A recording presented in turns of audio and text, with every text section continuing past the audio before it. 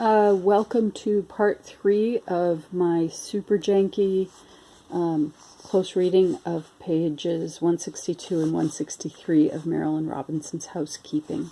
I want to say that between the taping of part 2 and part 3, my husband gallantly let me know that what I had been calling additive rhetoric, the more traditional name for that is taxis, and that the opposite of it is hypotaxis. And by opposite, we mean sentences that have lots of subordinating clauses. So in parataxis, sentences are constructed with lots of coordinating conjunctions. Hypotaxis involves subordinating the clauses in a sentence so that there's something kind of like Chinese box-like about the sentence. So feel free to use that word if you find that you need it. Okay. So I left off at the bottom of the page. The images are the worst of it. It would be terrible to stand outside in the dark and watch a woman in a lighted room studying her face in a window, and to throw a stone at her, shattering the glass, and then to watch the window knit itself up again and the bright bits of lip and throat and hair piece themselves seamlessly again into that unknown, indifferent woman. So you probably noticed that I read that with a lot of emphasis on the consonants.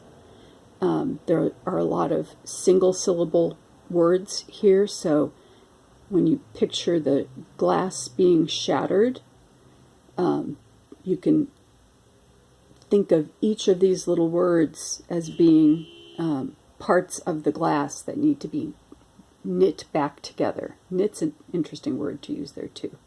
That's something to think about. So it says, bright bits of lip and throat and hair piece themselves seamlessly again into that unknown, indifferent woman. As the sentence goes on, it goes back to the kind of longer words. And then she says again, it would be terrible to see a shattered mirror heal to show a dreaming woman tucking up her hair. Why would it be terrible? And who is this dreaming woman tucking up her hair? You might decide that it's Ruthie's mother in her imagination. There's also a scene, I think, in the novel where we see Sylvie tuck up her hair. And we know that Ruthie's hair is an ongoing trauma for her. Her sister's constantly trying to help her make her hair look more presentable. So there's something there to think about. And here we find our great affinity with water. For like reflections on water, our thoughts will suffer no changing shock, no permanent displacement. They mock us with their seeming slightness. So she's comparing thoughts to reflections on water. I'm not sure what she means by no changing shock, no permanent displacement. But, let's see if it clears up as we go along. They mock us with their seeming slightness. And if they were more substantial, if they had weight and took up space, they would sink or be carried away in the general flux. What does flux mean? I think it comes from a Greek word for flow, but it's an interesting word to use here because she says it's the general flux. It's just like the flowing of all things in the world. Nothing is permanent. She says, but they persist. outside the brisk and ruinous energies of the world. I think it must have been my mother's plan to rupture this bright surface, to sail beneath it into very blackness. But here she was, wherever my eyes fell, and behind my eyes, whole and in fragments, 1,000 images of one gesture, never dispelled, but rising always, inevitably, like a drowned woman.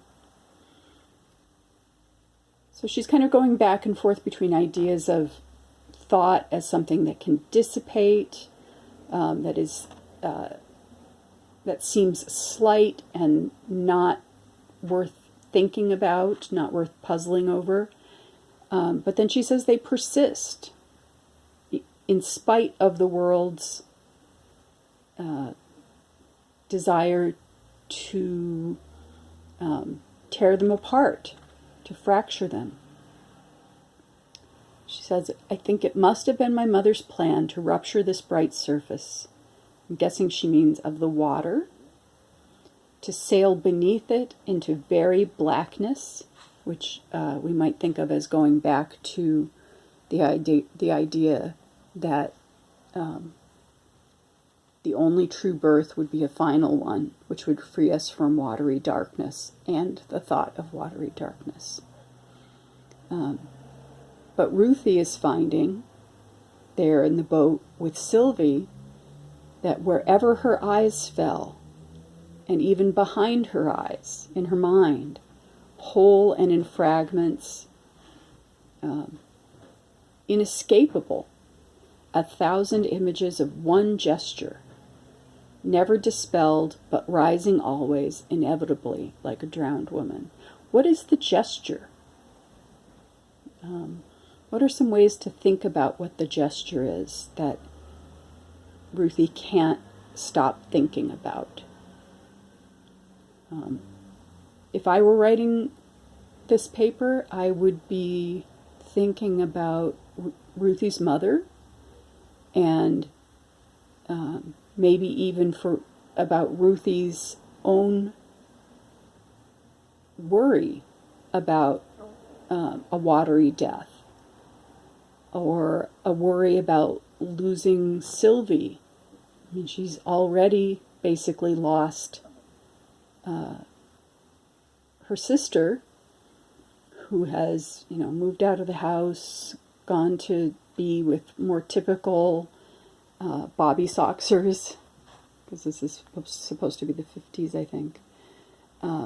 What else can she lose? Well, she's got a lot of stuff that she could still lose.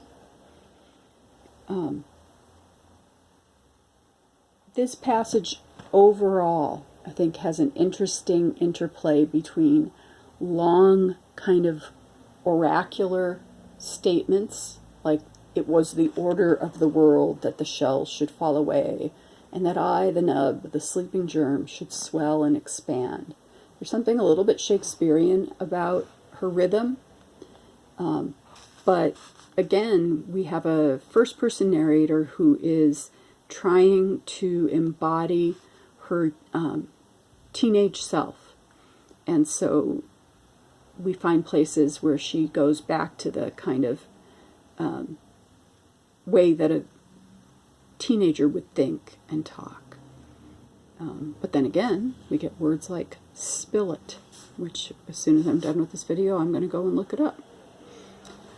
I think that's about all I want to say. If I were doing this on my own for a paper that I was writing, I would be, instead of holding the book, which is what I have to do to make this video, I would be typing away or writing out the ideas that I've been talking through as I look at this passage with you. What I've done here is probably not my best example of close reading a passage. There is a lot here that I bet you guys see that I don't see off the bat. But just to give you an idea of what the closeness in close reading is. It's looking at the language, at the words, at the phrases, at the rhythms, at the ways that the sentences are structured, at the sounds, all of the kinds of things that a very, very careful writer like Marilyn Robinson puts into every chunk of her work. I mean, every page is a Cliff Bar's worth of literary energy and interest for us. So I hope that you will let me know what you think. Please, you can leave comments, because I'm going to post this on YouTube and then have a link on Blackboard to get you there. But you can also write something up and put it on the discussion board that I've created for your notes this week.